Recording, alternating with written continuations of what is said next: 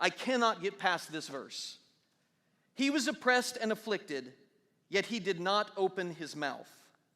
He was led like a lamb to the slaughter, and as a sheep before her shearers is silent, so he did not open his mouth.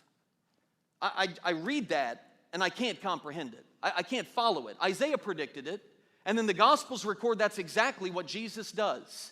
Look at this passage from Matthew 27. When he was accused by the chief priests and the elders, by the way, were those accusations fair? Were those accusations accurate? Or were they warping and twisting who Jesus was and what he had said and what he was doing? We know these are lies. He gave no answer. Then Pilate asked him, "Don't you hear the testimony they're bringing against you?"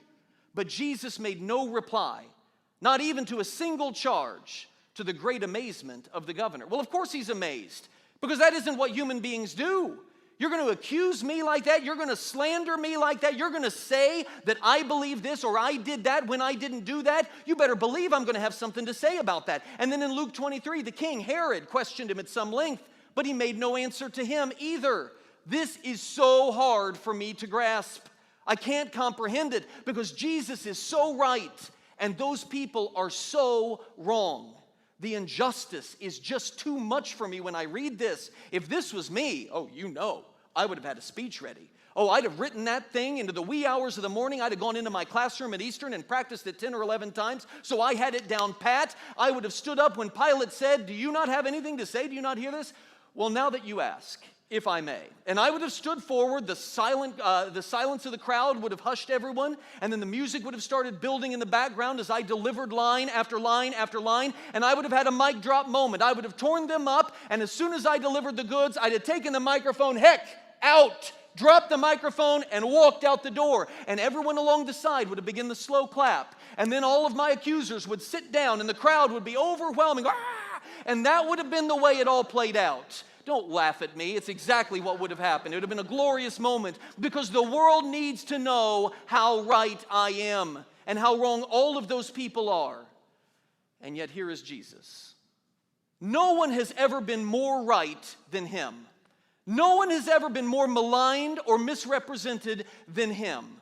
He is falsely accused, maligned, criticized, facing all kinds of groundless charges and insinuations. There are people in the crowd that did not have an opinion of Jesus, but they're hearing all of this and they're forming opinions of Jesus and believing of him things that are simply not true. And Jesus knows that to be the case. And he says nothing. What in the world? How can I get past verse 7? There's a reason Jesus is silent. And I think there's a lesson there for us. Jesus is demonstrating a freedom that he had, that if I am a follower of his, I should find in him as well. Jesus exhibits a freedom here that I so often willingly give up. I choose to be enslaved. It is a freedom that produces silence. I'm enslaved by this insatiable desire to defend myself and to self-justify. I need everyone to know because my reputation matters to me. Christ was not enslaved to that. Why? Because at every moment of his life, he was completely and totally confident in his identity and his purpose. He knew why he was here, and it wasn't for the applause of men. That wasn't why he was here. At every moment, he knew my purpose here is to glorify my Father in heaven. And there are times when speaking will do that, and Jesus speaks many times. But there are times when silence will glorify God. Jesus knows that all of those accusations that are untrue, it's all part of what? It's all part of the drama that is leading him to the cross, which is the will of the Father. You just read it in Isaiah. It was God's will that he be crushed. And Jesus knew, if I remain silent, this will build to where it's supposed to go. So for the glory of the Father, I will remain silent. He never speaks in his own defense. He never speaks to clear his name. He never speaks to lighten his load of suffering.